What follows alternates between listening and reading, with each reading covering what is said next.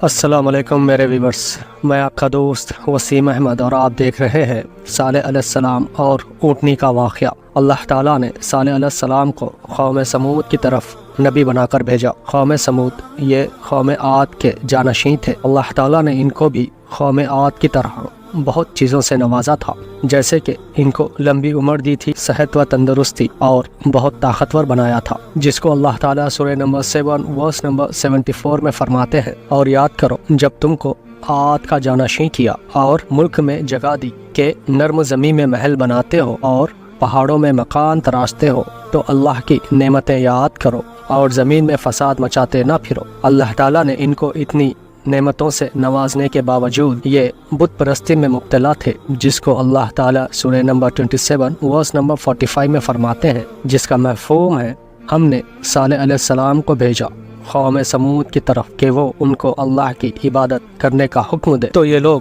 صالح علیہ السلام سے کہنے لگے، ہمارے باپ دادا جس کی پوجا کرتے تھے ہم ان کو کیوں چھوڑے؟ اور یہ لوگ آپس میں جھگڑا کرنے لگے، الگ الگ گروہ میں بٹ کر۔ یہ لوگ صالح علیہ السلام سے کہنے لگے، اگر سچے ہو تو کوئی نشانی دکھاؤ، تم تو ہماری طرح انسان ہو۔ تب صالح علیہ السلام نے اللہ سے دعا کی، پھر اللہ تعالیٰ نے پہاڑ سے ایک اونٹنی نکالی بطور معجزہ، اور حکم ہوا کہ کنویں سے ایک دن اونٹنی پانی پیے گی اور ایک دن تم پیو گے، اور اونٹنی کو ستانا نہیں، یہ تمہارے لیے آزمائش ہے۔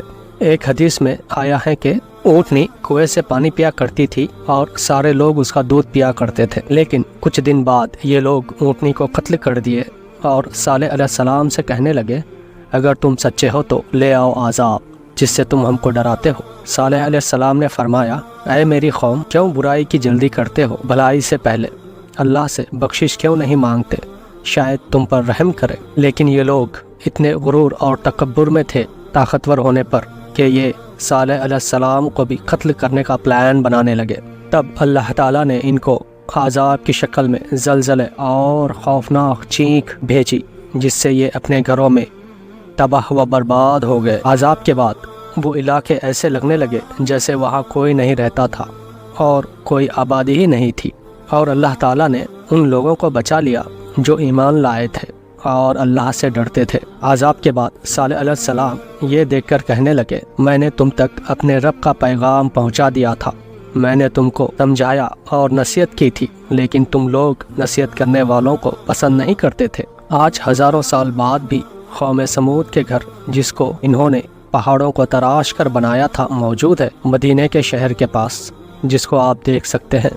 مسند احمد اور صحیح بخاری میں آتا ہے، تبوک کے موقع پر آپ صلی اللہ علیہ وسلم صحابہ کے ساتھ قوم سمود کے جہاں گھر تھے وہاں آس پاس ٹھہرے۔ تب آپ صلی اللہ علیہ وسلم نے فرمایا، یہاں مت ٹھہرو، اور اگر تم کو ان کے گھر کے اندر جانا پڑے تو رو کر جاؤ، اور اگر رونا نہ آئے تو مت جاؤ، ہو سکتا ہے اللہ کا عذاب تم پر بھی آ جائے۔ اگر آج ہم دیکھیں تو اللہ تعالیٰ نے ہم کو بھی بہت چیزوں سے نوازا ہے، نرم زمین اور پہاڑوں پر گھر بناتے ہیں، صحت و تندرستی سے نوازا ہے، پھر بھی ہم اللہ کی ناشکری اور نافرمانی کرتے ہیں۔